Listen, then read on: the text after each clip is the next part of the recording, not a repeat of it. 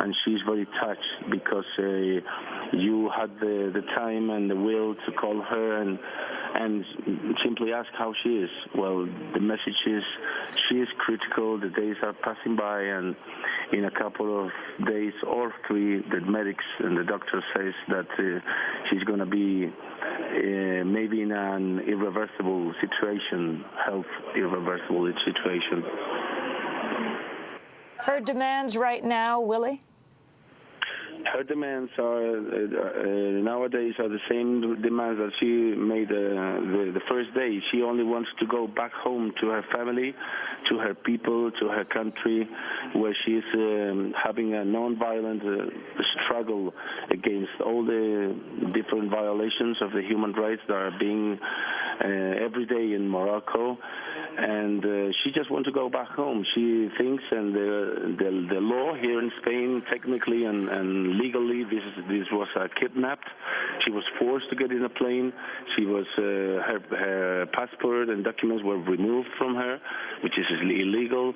She was forced to get in a plane, translated to another different country, which is Spain. And the Spanish government allowed her to get in the country without a passport, which is absolutely unusual. It never happened again. It never happened before in this country.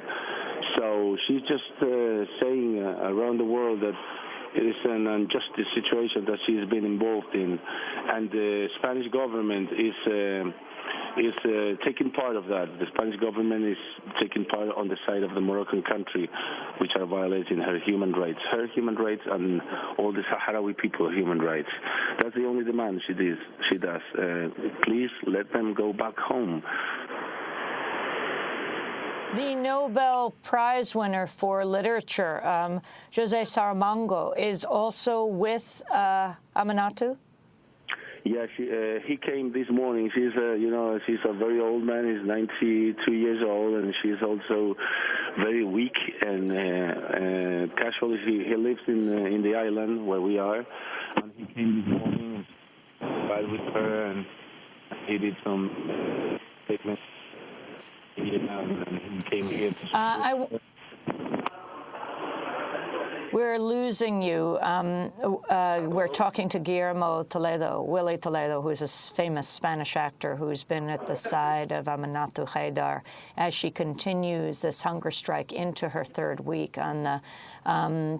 With us here in Washington, D.C. is Mouloud Said, who is a representative of the Polisario Front, and we're with Stephen Zunes, who is writing a book on the Western Sahara. Mouloud Said, the significance of Hillary Clinton, the Secretary of State, going to Morocco.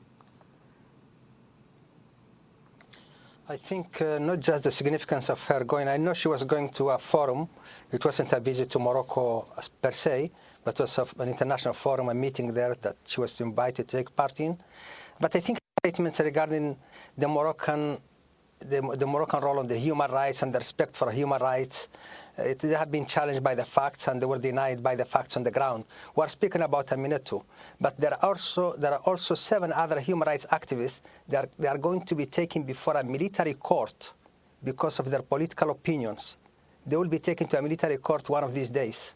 So Aminatou is just the tip of the iceberg. Also, we had 2 young girls last week that they were traveling to London for their studies. Their passports were confiscated and they lost their flight. We have some other 6 young Sahrawis that they were taken at the border with Mauritania. They are right now in jail with no passports. So Aminatou is just the tip of the iceberg. And so we believe that the timing of the statement by Mrs. Clinton, by Secretary of State Clinton, with all my due respect, the timing was wrong and the place was wrong. I don't think that anybody could see the way. Sorry, go ahead. Let me put that question also to Professor Stephen Zunes in San Francisco. The role of Hillary Clinton, but also you write extensively about the history of this conflict with everyone from Henry Kissinger to James Baker to John Bolton. Explain, lay it out for us. Well, basically, the United States has supported Morocco, seen initially as a important anti-communist ally in the region, and more recently an important ally in the struggle against Islamic extremism. and as a result, turning a blind eye to gross and systematic human rights violations by the Moroccan government in Western Sahara.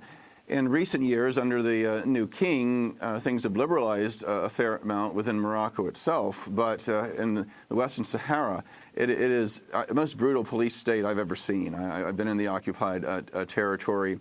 And the Moroccans started a particularly vicious crackdown back in October. And just after they rounded up 7 prominent human rights activists in Western Sahara, charging them with high treason, in comes Hillary Clinton, and in an interview with the Moroccan press, gives unconditional praise to Morocco's human rights record.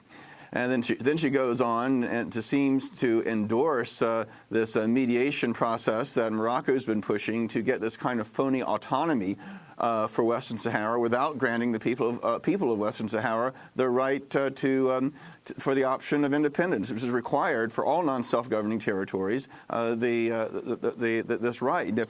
And if Morocco gets away with this so-called autonomy scheme, it would be the first time since the signing of the UN Charter that a country's gotten away with expanding its boundaries by military force. Now, and I think emboldened by this endorsement by Clinton, I think it encouraged the Moroccans to crack down further. There have been more arrests. But then, of course, this deportation of Aminatou Haidar. And it's also important to emphasize that the deportation, the forced exile of people under foreign military occupation, is a direct violation of the Fourth Geneva Convention. And yet the White House has been silent on it, and the State Department was silent until a few days ago. And all that Ian Kelly, the State Department spokesman, could say was that he hoped for a swift determination of Haidar's status. He said nothing about Morocco's legal obligations to allow her to return immediately. And this is very disappointing.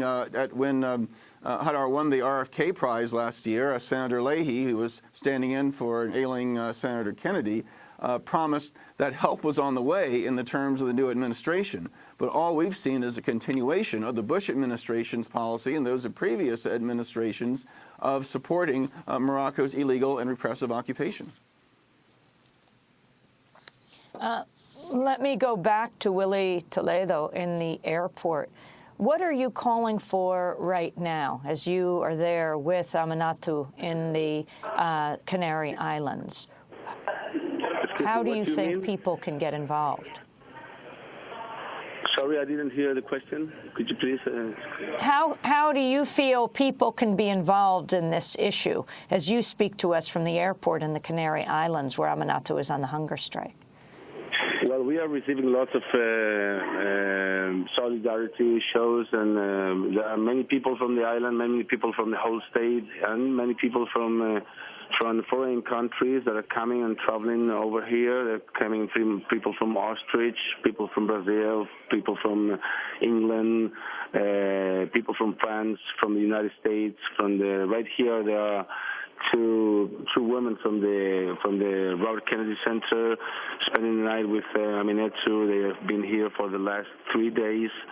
And actually, I think everybody's looking to Lanzarote, to the Canary Islands, to Aminatou Haidar, except for the Spanish government, who is trying to look to another side. But they will have to give us a response. They will have to give Aminatou some solution, because days are passing by and her health is getting critical and more critical every day. So she's very happy about Is she fasting to the death? Sorry? Is she fasting to the death? She is fasting to the death. Yes, she is very determined with that. That is the struggle she decided to put on, and she's very decided to hunger strike until death. And if anybody knows Aminatou Haidar, I know her since a long time ago. We are sure that she is very determined to go all the way through, which is very dangerous, and we are very worried about her, because she's very determined. She's a very strong woman, and she says that prefers to die than living in dignity.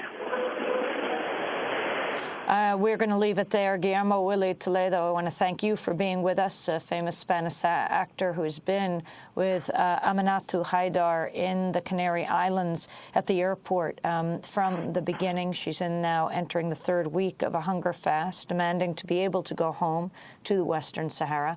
Mouloud Said here in Washington, representative of the Polisario Front, and also Stephen Zunes. So I'd like to ask you, Professor Zunes, to stay with us to get a quick comment from you after break on Afghanistan, this major day with President Obama about to give an address tonight to the nation. This is Democracy Now!, democracynow.org, The War and Peace Report. We'll be back in a minute.